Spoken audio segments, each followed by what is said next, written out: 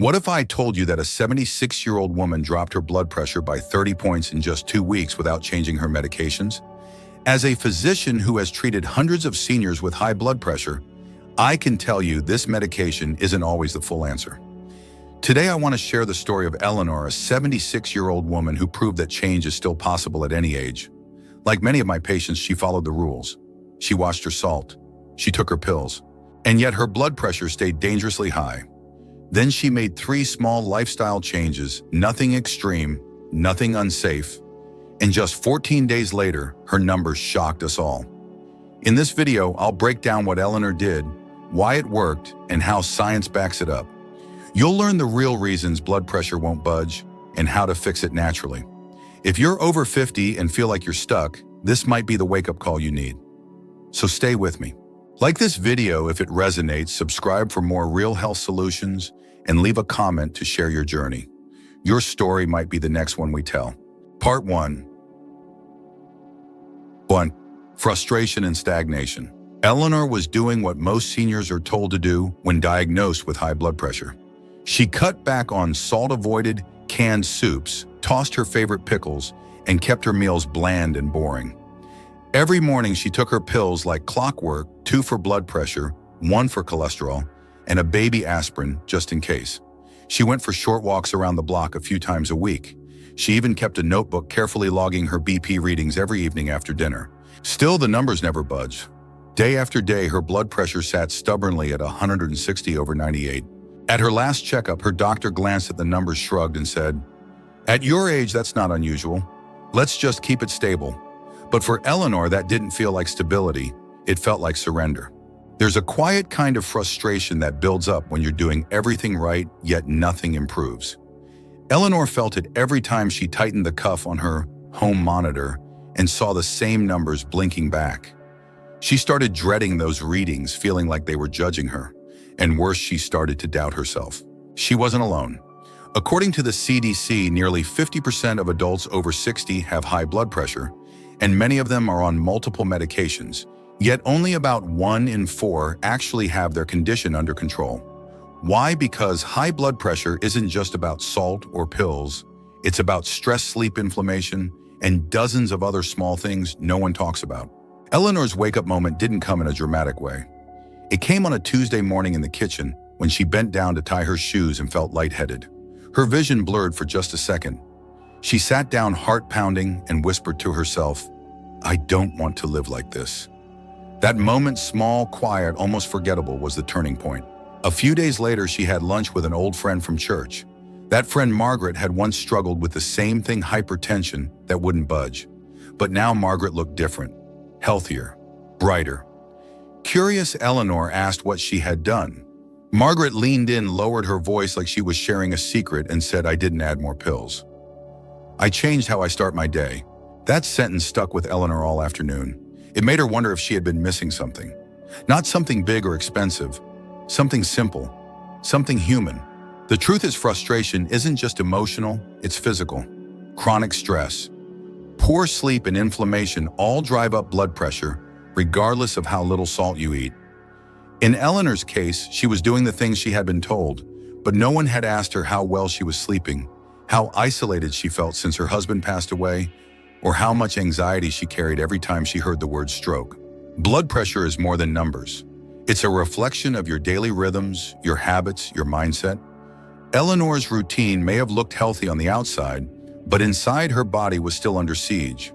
This stage of her story, the plateau, the confusion, the self-doubt, is something nearly every senior experiences. And it's exactly the part most people skip over. But this is where real change begins. Not with a prescription, but with a question. What if the things keeping your blood pressure high aren't what you think? Part 2. The 2-week challenge begins. Eleanor wasn't a risk taker. She liked her routines, her quiet mornings, her crossword puzzles with a cup of weak coffee. But something about Margaret's quiet confidence during that lunch stirred something in her. It wasn't the kind of advice that sounded like a fad or a miracle cure. It was simple, gentle, and somehow it felt doable. That night, Eleanor pulled out an old notebook she hadn't used in years. She turned to a fresh page and wrote in big letters, 2-week experiment. She made a promise to herself. No skipping, No second guessing. Just 2 weeks of small daily choices to see what might happen. The first change started the next morning. Instead of coffee, she walked into the kitchen and reached for the celery. She chopped 2 ribs, added the juice of half a lemon, and blended it with a splash of water. It tasted earthy, sharp, and unfamiliar. But she drank it all, every drop. That was day 1. She didn't know it then, but she had just introduced her body to a powerful natural ally. Celery is high in potassium and a compound called apigenin, which has been shown in multiple studies, including a 2021 clinical review in the Journal of Hypertension, to help relax blood vessels and act as a natural diuretic. It wasn't a drug, but it was real medicine hidden in plain sight. After her juice, she laced up her sneakers and stepped outside. The morning sun was low in the sky, golden and soft. Eleanor walked slowly at first, letting the warmth hit her face. She passed 3 houses before she felt the stiffness in her knees ease. 10 minutes turned into 15. She came home flushed and surprisingly awake. For the first time in weeks, she didn't reach for the blood pressure monitor right away. She just smiled. What Eleanor didn't realize is that those 15 minutes of sun weren't just about fresh air. Morning sunlight helps regulate the body's internal clock, reduce cortisol, and increase nitric oxide levels, a compound that helps dilate blood vessels. It's a free natural pressure valve, and most seniors miss it completely. The final piece of her challenge was the hardest: sleep. Eleanor had fallen into the habit of staying up past midnight, watching TV, then waking groggy and unrested. But for the challenge, she committed to being in bed by 10 p.m. every night. No exceptions. At first, it felt strange. Her body resisted. Her mind raced. But by the 4th night, something shifted. She began falling asleep faster. And more importantly, she stopped waking up at 3 a.m., drenched in worry. Her mornings felt less cloudy. Her heart didn't pound when she stood up. It was subtle but undeniable. There's a reason doctors often overlook sleep when treating hypertension, even though poor sleep is one of the most common triggers for resistant high blood pressure. In fact, a study from the American Heart Association found that seniors with untreated sleep apnea are twice as likely to have uncontrolled blood pressure even when they take medication. By day 7, Eleanor noticed something else. Her moods felt lighter. Her body didn't ache as much. She wasn't dragging herself to the couch by 2 p.m. anymore. And her numbers, they were moving, slightly but noticeably. 155/92, then 150/88. She didn't tell anyone yet.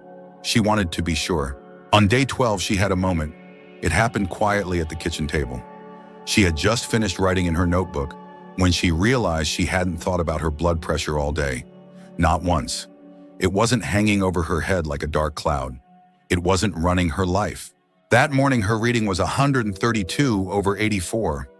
It had been years since she'd seen a number like that. She stared at it, blinking. She checked again. Same result. She smiled. Then for the first time in a long while, she cried. Eleanor didn't do anything drastic. She didn't throw away her pills or buy expensive supplements. She followed 3 gentle, natural habits for 14 days, and her body responded. The challenge wasn't just about lowering numbers. It was about waking something up inside her. A belief that maybe, just maybe, she still had some control. And that belief, more than anything, changed everything. Part 3. The breakthrough.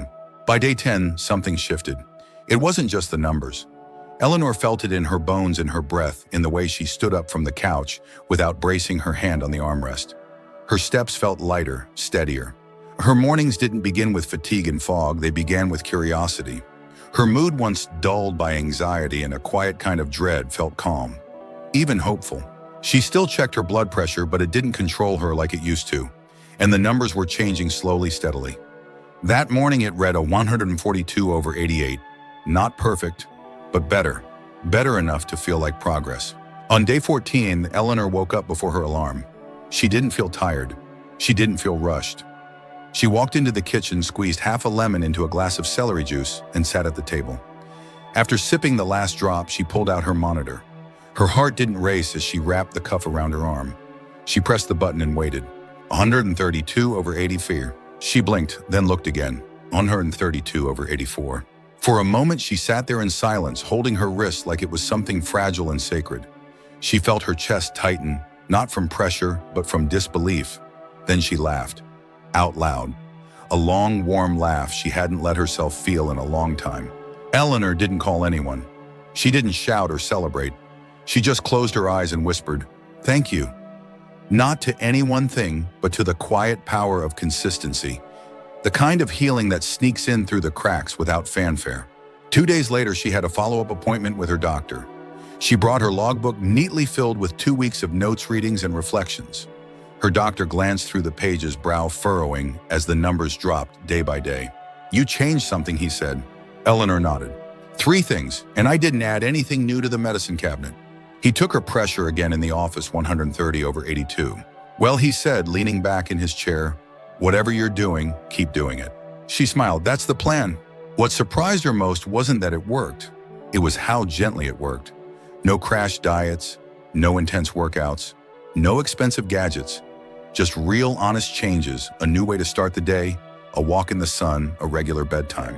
Eleanor's breakthrough wasn't just measured in numbers.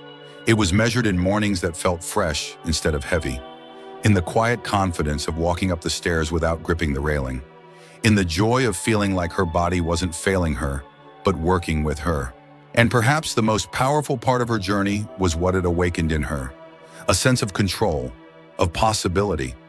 Something many seniors lose not because they are weak, but because they're told to expect decline as inevitable. A study published in Hypertension found that even modest lifestyle adjustments can lower systolic blood pressure by 10 to 20 points in older adults. But few believe it until they live it. Eleanor lived it. Her breakthrough is a reminder that small changes can create big shifts, not just in health, but in hope. Her blood pressure came down, but what really changed was her belief that it could. And that belief, that quiet, steady belief, is where transformation truly begins. Part 4 to reassurance and why this works. Most people think high blood pressure is all about salt and medication. But beneath the surface, there's a hidden driver few doctors talk about enough: your nervous system. More specifically, the part that controls your stress response, your sympathetic nervous system. This system is designed to keep you alive in emergencies. It raises your heart rate, tenses your muscles, sharpens your alertness. But when it stays active too long, when your body is stuck in fight or flight, even during ordinary moments, it quietly keeps your blood pressure elevated. You may not feel panic, but your body is constantly bracing for a danger that never comes. That's what was happening to Eleanor. Years of low-grade tension, sleepless nights, and emotional weariness had trained her body to stay in defense mode. Even though she was following all the traditional advice, her system never fully relaxed. Her medications tried to manage the pressure, but the root cause, the chronic sympathetic overdrive, was still in charge. When Eleanor made her 3 small changes, she wasn't just improving her diet or movement. She was signaling to her nervous system that it was safe to rest. The morning celery juice did more than provide hydration and potassium. The apigenin found in celery has mild sedative effects on the central nervous system, helping reduce vascular tension. The lemon supported digestion, helping her metabolism shift into a more efficient, less inflammatory state. And that quiet ritual first thing in the morning grounded her in calmness, not caffeine and chaos. Her morning walks in the sun weren't just good exercise. Sunlight exposure within an hour of waking helps reset your circadian rhythm, lowers cortisol, and increases nitric oxide production. Nitric oxide acts like nature's blood pressure valve, relaxing and widening your blood vessels, which allows blood to flow more easily. Then there's sleep, the most underrated therapy for hypertension. Going to bed by 10 p.m. allowed her body to enter deeper stages of rest. That's when the heart rate drops, blood vessels dilate, and the body repairs itself. Poor sleep, on the other hand, keeps adrenaline circulating through the night, and studies show it can directly raise systolic blood pressure by 10-15 points, especially in older adults. And Eleanor wasn't an isolated case.